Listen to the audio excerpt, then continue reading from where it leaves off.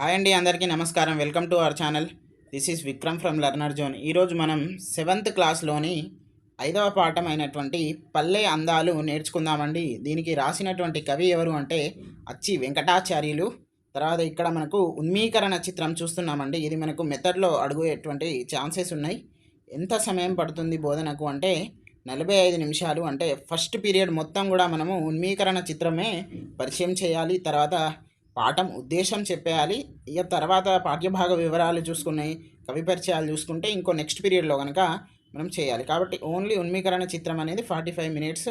ఇది మీకు మెథడ్లో యూజ్ అయ్యేటువంటి ఛాన్సెస్ ఉంది.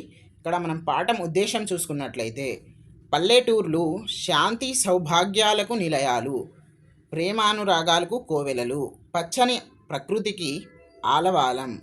పల్లె ఏంటిది? ప్రేమానురాగాల కోవెలలు, పచ్చని ప్రకృతికి ఆలవాలం పల్లె. అటువంటి పల్లెటూరి సౌందర్యాన్ని తెలపడమే ఈ పాఠం ఉద్దేశం. ఇక్కడ మనము పాఠ్యభాగ వివరాల్లో చూసుకున్నట్లయితే, ఈ పాఠం కావ్య ప్రక్రియకు చెందింది. ఏంటిది? కావ్య ప్రక్రియకు చెందింది. దీనిలో గ్రామీణ సౌందర్య చిత్రణతో పాటు పల్లె సోయగాన్ని కవి వర్ణించాడు. ఏమేం వర్ణించిండట? గ్రామీణ సౌందర్యం చిత్రణతో పాటు పల్లె సోయగాన్ని కూడా కవి వర్ణించాడు. ఈ పాఠం అచ్చి వెంకటాచార్యులు రచించిన మా ఊరు లఘు కథంలోనిది. ఇది అడిగేటువంటి ఛాన్సెస్ ఉంది కాబట్టి ఇంపార్టెంట్. ఓకేనా అండి? నెక్స్ట్ ఇక్కడ మనం చూసినట్లయితే కవి పరిచయం చూద్దాం. రమణీయ భావాలతో కమనీయ కవితలు రచించిన కవి శిఖామణి అచ్చి వెంకటాచార్యులు. నేటి రాజన్న సిరిసిల్ల జిల్లా ముస్తాబాదు మండలం ఆవునూరు గ్రామంలో జన్మించాడు. ఎవరు? అచ్చి వెంకటాచార్యులు. ఏ జిల్లా అట? రాజన్న సిరిసిల్ల జిల్లా. వేములవాడ మనకు గుర్తుపెట్టుకోండి. వేములవాడ ఉంది కూడా మనకు ఎక్కడ? రాజన్న సిరిసిల్ల జిల్లా. తర్వాత ఆండాల్ బుర్రకథ, రాగమాల, మా ఊరు, ఏకశ్వాస ప్రబంధం. అంటే ఇప్పుడు తీసుకున్నటువంటి లఘు కావ్యం మా ఊరు అంటే మన ఏంటిది? పల్లె అందాలు పాఠం ఎక్కడి నుండి తీసుకోబడిందట? మా ఊరు అనే లఘు కథంలోనిది. మా ఊరు అనేది ఏకశ్వాస ప్రబంధం. ఇక్కడ రాగమాల దగ్గర మీరు మణిమాల అని కన్ఫ్యూజ్ అయ్యే ఛాన్సెస్ ఉంటాయి. అక్కడ ఆప్షన్స్లో ఇది కూడా ఉంటుంది. కాబట్టి మణిమాల రచించింది వేరే కవి, రాగమాల రచించింది వేరే కవి. ఓకేనా? మనకు వానమామలై వరదాచార్యులు గారు మణిమాల రచించారు, పోతన బాల్యం. తర్వాత ఇక్కడ మనం చూసుకున్నట్లయితే ఈయన రచనలు ఏంటి? ఆండాల్ బుర్రకథ, రాగమాల, మా ఊరు. ఓకేనా? పండిత వంశంలో జన్మించిన ఈయన రాసిన పాఠాలు, హరతులు, పద్యాలు ఇప్పటికీ ప్రజల నాలుకలపై నాట్యమాడుతూనే ఉన్నాయి. ఓకేనా? మనం ప్రవేశిక చూద్దాం. పల్లెటూరులో ఎటు చూసినా పచ్చదనం కనిపిస్తుంది. పల్లె ఆనందాన్ని కలిగిస్తుంది. పల్లె సీమల సౌందర్య నిలయాలు ఏంటిది? మనకు పచ్చదనం. తర్వాత ఎటు చూసినా కూడా పచ్చదనం కనిపిస్తుందట. అదే పల్లె ఆనందాన్ని కలిగిస్తుందట. పల్లె సీమల సౌందర్య నిలయాలట. చూడండి ఎట్లా వర్ణించాడో, ఎంత అద్భుతంగా. మనం ఏదైనా కూడా చదివేటప్పుడు దాంట్లో నిమగ్నం అవ్వాలి. నిమగ్నమైన వాడికే మంచి మార్క్స్ వస్తాయి, మంచి జ్ఞానం వస్తుంది, మంచి పట్టు కూడా వస్తుంది. ఓకేనా? జాలువారే సెలయేళ్ళు, చెరువులు, నీటిలో తేలియాడే తామరల, రకరకాల పుష్పాలు, వృక్షాలు ఒకటేమిటి? అడుగు. ఏంటిది? అడగకుండానే అన్ని ఇచ్చే పల్లె తల్లి ఎంతో స్వచ్ఛమైనది. గ్రామసీమ ఏంటిది? గ్రామసీమల సుందర దృశ్యాలు.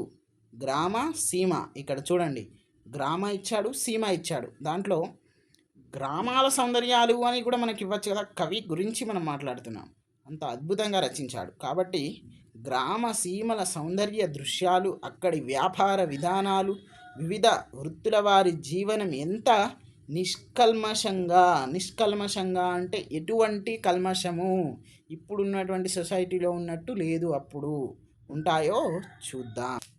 ఓకే అండి, మనం ఓన్లీ ఇంపార్టెంట్ పాయింట్సే చెప్పుకుంటున్నాం కాబట్టి మీరు ఖచ్చితంగా మాకు సపోర్ట్ చేయగలరు. మనకు 3rd క్లాసు ఈవీఎస్ నుండి మనం 5th క్లాస్ ఈవీఎస్ వరకు, అలాగే మనం 6th క్లాస్ సైన్స్ నుండి 8th క్లాస్ వరకు, 6th తెలుగు నుండి 8th తెలుగు వరకు, సిక్స్త్ సోషల్ నుండి ఎయిత్ సోషల్ వరకు మనం అన్ని క్లాసెస్ కూడా చెప్పుకోబోతున్నాము. ఈ ఎయిత్ అనేది ఆఫ్టర్ టెట్ సెవెంత్ క్లాసెస్ అనేవి ఇప్పుడు చెప్పుకోబోతున్నాము. టెట్లో మంచి మార్క్స్ రావడానికి మేము ప్లాన్ కూడా ఆల్రెడీ చేశాము. ఒక్కసారి మీరు విజిట్ అయితే మా యొక్క ప్లాన్ తెలుస్తుంది. మా ప్లాన్ కాదు, అది మీ ప్లాన్, మీరు చేసుకునే ప్లాను. దానికి సంబంధించి మేము చేసి పెట్టాము మీకు. కాబట్టి మీకు ఇంత అద్భుతమైనటువంటి ప్లాను దానికి ఎన్ని రెస్పాన్సెస్ వచ్చాయంటే నాకు కనీసం ఒక 20 ఫోన్లు వచ్చినాయి ఆ ప్లాన్కి. అంత అద్భుతంగా ఉంది ప్లాన్. మీరు కూడా ఖచ్చితంగా చూడండి. నేను ఆ ప్లాన్ కూడా కామెంట్ బాక్స్లో తెలియజేస్తాను, మీరు ఖచ్చితంగా చూడగలరు. తర్వాత ఒక్కసారి చూద్దాం. మనం ఇక్కడ లెసన్ అయితే చెప్పడం లేదు కాబట్టి మీరు ఖచ్చితంగా ఇంపార్టెంట్ పాయింట్స్, అలాగే టెక్స్ట్ బుక్ క్లాస్ విన్నప్పుడు టెక్స్ట్ బుక్ ముందు పెట్టుకుంటే ఇంకా అద్భుతంగా అర్థమవుతుంది. ఓకేనా అండి? ఇదంతా కూడా మీరు చదువుకోవాలి. తర్వాత ఇదంతా కూడా మీరు ఖచ్చితంగా చదువుకునేటువంటి అంశాలు. మేము ఓన్లీ ఇంపార్టెంట్ చెప్తాం కాబట్టి ఇక్కడ తాత్పర్యాలు కూడా చూద్దాం. ఇవన్నీ కూడా మీరే చూసుకోవాలి. మా ఊరు నుండి తర్వాత 9 మనకు 9 ఇచ్చారు. 9 తాత్పర్యాలు కూడా మీరు మంచిగా ఒక్కసారి చదవండి. అర్థం కాకపోతే మళ్ళీ చదవండి. సరే, అర్థం కాలేదా? ఒక్కసారి క్లాస్ విను. ఎందుకు అర్థం కాదు? అర్థమవుతుంది. ఓకేనా? నెక్స్ట్ ఇక్కడ మనం చూసుకున్నట్లయితే కావ్య ప్రక్రియకు చెందింది అచ్చి వెంకటాచార్యులు. ఇదంతా కూడా నోట్స్ అండి. మీరు నోట్స్ రాసుకోవాలి. మీకు రాసుకోవడానికి ఓన్గా ప్రిపేర్ అవ్వడానికి టైం ఉందో లేదో అని మేమే దానికి ప్రొవైడ్ చేస్తున్నాము. కాబట్టి ఖచ్చితంగా యూజ్ చేసుకోండి. కొత్తగా చూస్తున్నటువంటి మిత్రులు సబ్స్క్రైబ్ చేసుకోండి. అలాగే ఒక 10 మందికి షేర్ చేయండి. మీకు నచ్చినట్లు ఏదైనా షేర్ చేయండి, నచ్చకపోతే చేయకండి. ఓకే? నెక్స్ట్ అర్థాలు లేదా మనం పర్యాయ పదాలు చూద్దాం. సంపద అంటే కలిమి, ధనము. తటాకం అంటే చెరువు లేదా మనకు కుంట. అంబరాలు అంటే వస్త్రం, బట్టలు. పురం అంటే ఏంటిది? ఊరు, గ్రామం. ఇక్కడ ఇంకా కొన్ని అర్థాలు చూద్దాం. కెరటాలు అంటే అలలు. అలుగు అంటే కాలువలు లేదా తూము అని కూడా అంటాం. కొట్టం అంటే చపారం లేదా పశువుల పాక. ఓకేనా అండి? ఇక్కడ మనం ఉత్వసంధి నేర్చుకోవడం జరిగింది. మీరు అమ్మ జ్ఞాపకాలు లెసన్ చూడండి ఒకసారి. 4వ లెసన్ తర్వాత 3వ లెసన్ ఏముంది, 2వ లెసన్ ఏముంది, 1వ లెసన్ ఏముంది, అవన్నీ కూడా మీరు ప్లేలిస్ట్ ఉన్నాయండి. ప్రతి ఒక్కటి కూడా మేము ఈజీగా ప్రొవైడ్ చేస్తున్నాం కాబట్టి ఈజీ లెర్నింగ్ వేస్ అనేవి ఉన్నాయి కాబట్టి మీరు ఖచ్చితంగా మాకు సబ్స్క్రైబ్ చేసుకోగలరు. అట్లాగే లైక్ కూడా చేయండి. ఓకే, మనం ఇక్కడ ఉదాహరణ ఇచ్చారు. నీవు ప్లస్ ఎక్కడ? ఊ. ఇక్కడ నేను అన్నాను కదా, ఇక్కడ ఊ వచ్చింది. నువ్వు పక్కన ఏది ఉన్నాను పక్కన పెట్టు, ఉత్వ సంధి అంతే. భీముడు ప్లస్ ఇతడు, ఊ. భీముడు ఇతడు. ఓకేనా? నెక్స్ట్ అతడు ప్లస్ ఎక్కడ? అతడెక్కడ. ఓకేనా? ఇతడు ప్లస్ ఒకడు. ఇవన్నీ కూడా ఉత్వ సంధి అండి. ఓకే, ఇతడు ప్లస్ ఒకడు ఏంటిది? ఇతడు ఒకడు. ఏంటిది? ఆటలు ప్లస్ ఆడు, ఆటలాడు. నెక్స్ట్ కొన్ని చూద్దాం. చూసినట్లయితే ఇక్కడ మనము ఏమి ప్లస్ అది. ఏమి ఇక్కడ ఏమది, ఏ మది. ఓకే, ఎవరికెవరు, ఎవరికెవరు, ఎవరికింత. ఓకే, ఎవరికింత. మరి ప్లస్ ఇప్పుడు మరిప్పుడు ఇగో ఇక్కడ ఈ వచ్చింది. ఇవన్నీ కూడా మనకు ఇత్వ సంధికి సంబంధించింది. దాన్ని మనం ఇక్కడ పోయిన దాంట్లో ఉత్వ సంధి, ఇక్కడ ఇత్వ సంధి ఇట్లా మెల్లమెల్లగా పరిచయం చేస్తున్నారు. అన్నీ చదవాల్సిన అవసరం లేదు. మనం టెక్స్ట్ బుక్లో ఏవైతే పరిచయం చేస్తున్నారో అవే చదవాలి. అవి కొన్ని ఎక్స్ట్రా సంధుస్ కూడా ఉంటాయి, అవి రావు. సిలబస్లో అడిగినవి మాత్రమే వస్తాయి కాబట్టి 8th క్లాస్ వరకు చాలు. మీరు 9th 10th అని ఆగం చేసుకోకండి, టైం వేస్ట్ అంతా. ఎస్జిటి మిత్రులకు, ఎస్ఏ మిత్రులు మీరు ఖచ్చితంగా చదువుకోవాలి. ఓకేనా? పై పదాలను విడదీసి క్రమాన్ని కలిపిన క్రమాన్ని గమనించండి. ఓకే, మొదటి పదం చివరి అచ్చు ఇకారం, ఇత్తు. ఇకారం అంటే ఇత్తు, ఉకారం అంటే ఉత్తు, అకారం అంటే అత్తు. ఓకేనా? అట్లా గుర్తుపెట్టుకోండి. రెండవ పదాల మొదట్లో అన్ని అచ్చులే వచ్చినాయి. ఇక్కడ చూడండి, ఫస్ట్ ఏంటిది మనకు? ఏమి, ఇది ఈ ప్లస్ అది. ఇక్కడ ఆనే వచ్చింది. ఓకే, ఇక్కడ ఏ వచ్చింది, ఇక్కడ ఈ వచ్చింది, ఇక్కడ ఏ వచ్చింది. ఇవన్నీ కూడా అచ్చులే కదండి, హల్లులు కాదు కదా. ఒక్కసారి చూద్దాం. నెక్స్ట్ అచ్చులే వచ్చినాయి. ఈ విధంగా ఏమి మొదలైన పదాలు ఇకారానికి ఇత్తు అచ్చుపరమైనప్పుడు సంధి జరుగుతుంది. ఇక్కడ చూడండి, ఈ విధంగా ఏమి మొదలైన పదాల ఇకారానికి అంటే ఇకారానికి అచ్చుపరమైనప్పుడు అంటే ఏంటిది? హల్లు కాదు, అచ్చు. ఇకారానికి అచ్చుపరమైతే సంధి జరుగుతుందట. ఇకారానికి అచ్చుపరమైతే సంధి జరుగుతుందట, గుర్తుపెట్టుకో. కొన్ని చోట్ల ఇట్లా సంధి కార్యం జరగదు. ఆ కొన్ని చోట్లలో ఒక ఎగ్జాంపుల్ ఇచ్చారు. ఏమి ప్లస్ అయ్యే, ఏమయ్యే అంటే సంధి జరిగింది. ఏమి ప్లస్ అయ్యే, ఏమి ఏ అంటే సంధి జరగలేదు. ఓకే, సంధి జరగక ఎడాగమం వచ్చింది. కొన్ని నోట్స్ ఉన్నాయి మనకు, చూద్దాం. ఓకే, ఒక్కసారి సంధి నిత్యము అంటే ఏంటిది? ఒక్కసారి సంధి జరిగితే నిత్యము, మరొకసారి సంధి జరిగితే ఏంటిది, జరగకపోతే ఏంటిది అనేది ఇచ్చారు ఇక్కడ. నిత్యము, నిషేధము, వైకల్పికము. ఇవి డిఎస్సిలో అడిగారండి 2024లో. ఒక్కసారి ప్రీవియస్ బిట్స్ చూసుకోండి మీరు.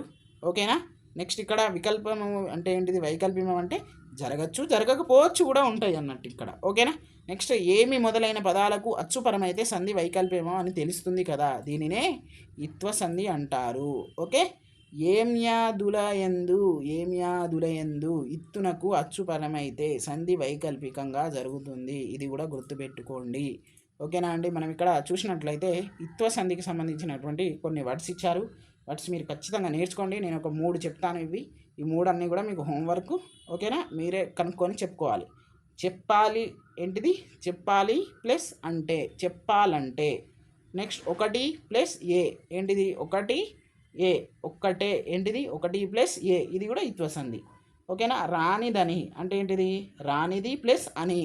ఓకే, ఇవి 3 చెప్పాను. మిగతా మీరు చదవండి, తెలుసుకోండిలో ఉప్పుల మల్సూర్ గారి గురించి ఇచ్చారు. తర్వాత మనకి మీకు తెలుసా అని మదర్ తెరిసా మల్లినాథ సూరి గారి గురించి ఇచ్చారు. మీరు ఖచ్చితంగా అవి చదువుకోండి. మేము ఓన్లీ నార్మల్గా చెప్తున్నాం అంతే. ఇక్కడ ఉప్పుల మల్సూర్ గారు సూర్యాపేటకి చెందినవారు. 4 సార్ల ఎమ్మెల్యేగా ఇంటిది నియమితులయ్యారు. తర్వాత మనకు 13 జనవరి 1990లో అతను అమరుడయ్యాడు. తర్వాత మదర్ తెరిసా చూస్తే అగ్నస్ గోన్షా జోక్షువా అంటే ఏంటిది? ఇతని మనకు పూర్తి పేరు వచ్చేసి. తర్వాత అల్బేనియాలో జన్మించారు. తర్వాత మనకు 1910 ఆగస్ట్ 26 రోజు. తర్వాత కలకత్తా మిషనరీ ఆఫ్ చారిటీస్ అనేటువంటి ఆ సంస్థతోటి మనకు భారతదేశంలో పరిచయం అయ్యారు. 1979లో నోబెల్ ప్రైజ్ వచ్చింది. 1980లో భారతరత్న వచ్చింది. ఓకేనా అండి? ఇది మనకి ఈరోజు క్లాస్. మీరు ఖచ్చితంగా సబ్స్క్రైబ్ చేసుకోగలరు. అట్లాగే లైక్ చేయండి, అలాగే షేర్ చేయండి. వాట్సాప్ గ్రూప్ ఉంది మనకు, దాంట్లో కూడా జాయిన్ అవ్వండి. Thank you.